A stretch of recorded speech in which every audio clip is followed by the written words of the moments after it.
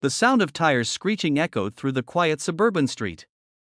A black SUV came to a halt in front of the community park where Ethan Cole, a single dad in his mid-30s, was mowing the grass for a few extra bucks. The afternoon sun was warm, but a chill ran down his spine as he saw four men step out, broad shoulders, dark shades, and the kind of arrogance that came from believing no one could touch them. Behind Ethan, two small figures froze. Nathan and Noah Lennox, twin boys about 8 years old, stared at the approaching men with wide, frightened eyes. Ethan instinctively put down his mower and stepped forward, his body forming a shield between the twins and danger. "Back away now," he said, his voice calm but sharp as steel. Ethan Cole wasn't a hero by profession.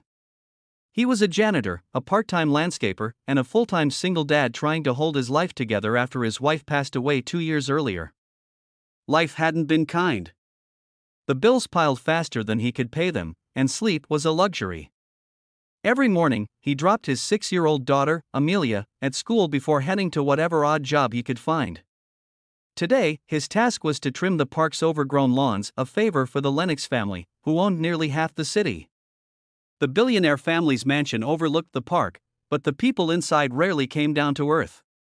Except for today, Nathan and Noah, the Lennox twins, had slipped out with their caretaker to watch Ethan work. They were curious about the man who smiled while working, the man who waved at every child passing by and picked up litter that wasn't his job to pick. They saw something in him that they didn't see at home: peace.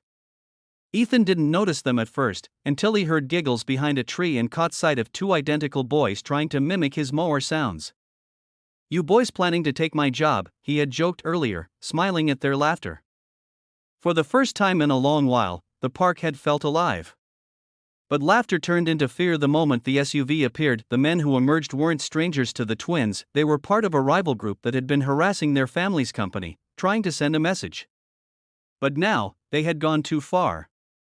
The boys' caretaker had run off to call for help, leaving them trembling behind the mower.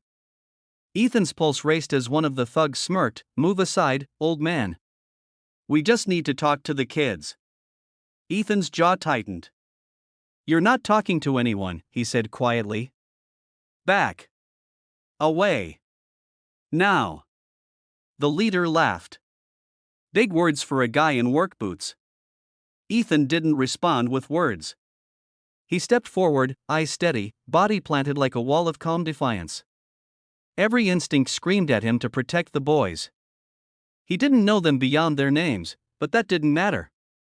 They were children, someone's sons, and he had promised his late wife, Megan, that he would always stand between innocence and harm, no matter what. The first man lunged.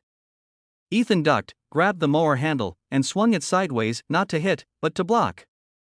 The clatter startled the thugs just long enough for him to pull the twins closer. "Run behind me. Stay low." His voice was gentle, but the fire in his eyes said he meant business. One of the thugs pulled a chain from his belt, and for a moment, fear gripped Ethan's chest. But then he remembered Amelia's face, the way she said, "Daddy, you're my superhero," when he tucked her in last night. He refused to let her grow up in a world where good men stood still. When the police sirens finally echoed in the distance, the men scrambled back into their SUV and sped off. Ethan didn't chase them. He just knelt down beside the twins, checking if they were hurt. Nathan was crying silently, clutching his brother's arm. Noah whispered, You saved us." Ethan smiled softly. "No, boys. I just did what anyone should do." But not everyone would have. Later that afternoon, Ethan found himself at the Lennox estate. The boys had refused to leave his side until their father came. Charles Lennox, a towering man in an immaculate suit, rushed into the living room, panic in his eyes. When he saw his sons unharmed, he pulled them close, trembling. Then he turned to Ethan. "You were there? You protected them?" Ethan simply nodded. "I just made sure they were safe." Charles wasn't used to humility. He was used to people wanting something from him: money, status, access. But this man, standing in worn jeans and work gloves, had risked everything for two boys he barely knew. "I owe you my sons' lives," Charles said, voice thick with emotion. Ethan shook his head. "You don't owe me anything, sir. Just make sure they're okay." He turned to leave, but Charles stopped him. Please, at least have dinner with us. That dinner changed everything. For the first time in years, the Lennox dining table wasn't silent. Nathan and Noah clung to Ethan's every word as he told them stories about working at the community center, about teaching kids to fix bikes, about how his daughter loved painting sunsets.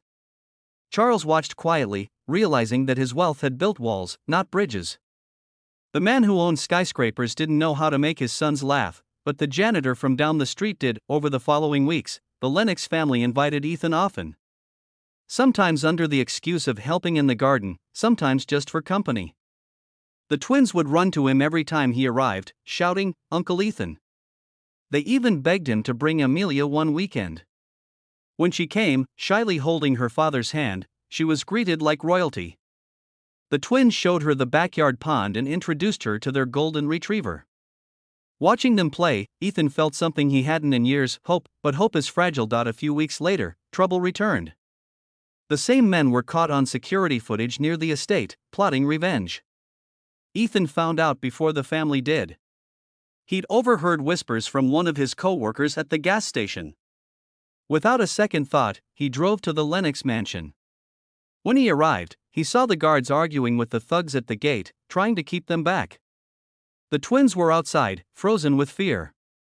Ethan's car screeched to a halt. He leapt out and sprinted toward them. "Nathan! Noah!" Inside, now, he shouted. The men turned toward him.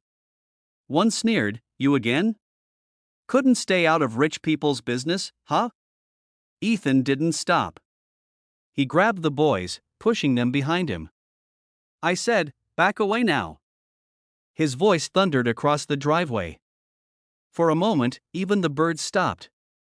His eyes blazed with the kind of courage that comes from pure love, not for himself, but for the lives behind him. The men hesitated. They weren't afraid of guards or money, but they were afraid of that kind of conviction. The guards seized the moment to restrain them until the police arrived.